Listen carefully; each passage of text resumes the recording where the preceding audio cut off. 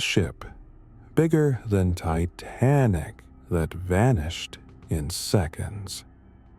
Introduction. On the dark night of September 9th, 1980, a ship twice the size of the Titanic was fighting for its life in the Pacific Ocean. The MV Derbyshire was a floating steel fortress 16 stories high and capable of carrying 150,000 tons of iron ore.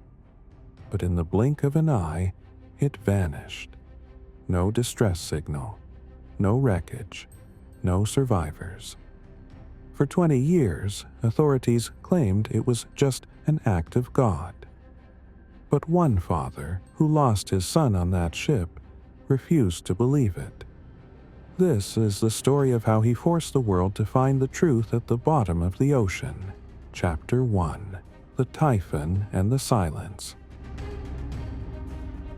The MV Derbyshire was on its way to Japan, carrying iron ore from Canada. It was a bridge-class ship, the pride of the British Merchant Navy. But as it neared Japan, it ran straight into Typhoon Orchid. The waves were crashing over the bow, some as high as 30 feet. The experienced Captain Geoffrey Underhill radioed that he was heaving to, essentially pausing to ride out the storm. That was the last message ever heard. The ship disappeared so fast that the crew didn't even have time to shout Mayday.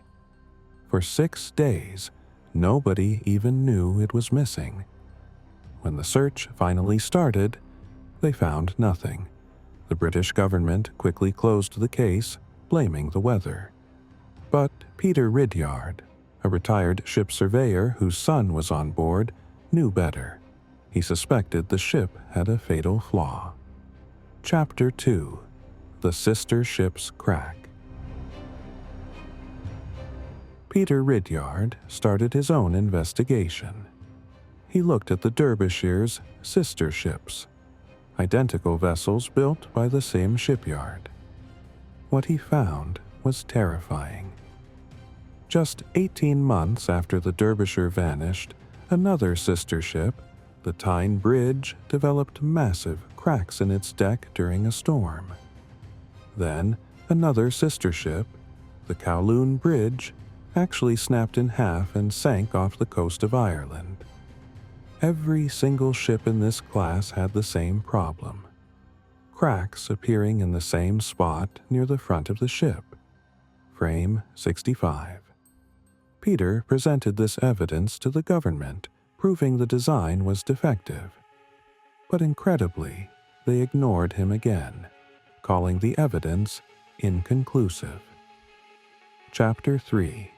The Truth at 4 Kilometer Deep.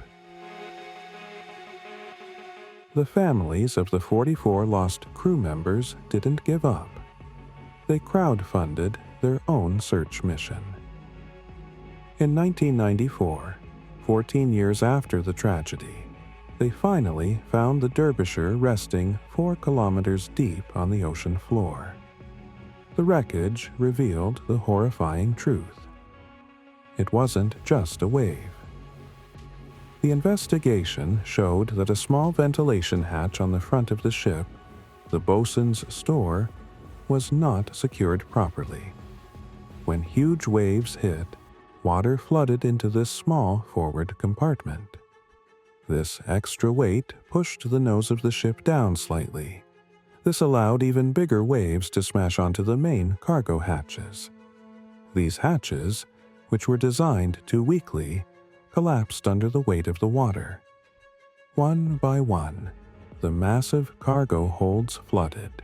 The ship, weighed down by thousands of tons of water and iron ore, sank vertically in under 2 minutes. The crew likely never knew what happened until the ocean swallowed them. Conclusion. The MV Derbyshire disaster changed maritime history. Because of Peter Ridyard and the families, new safety regulations were created for bulk carriers worldwide. The ship may be gone, but the fight for the truth saved countless future sailors from the same fate. Question for the audience. Do you think the government tried to cover up the design flaw to protect the shipyard's reputation? Let me know your thoughts in the comments.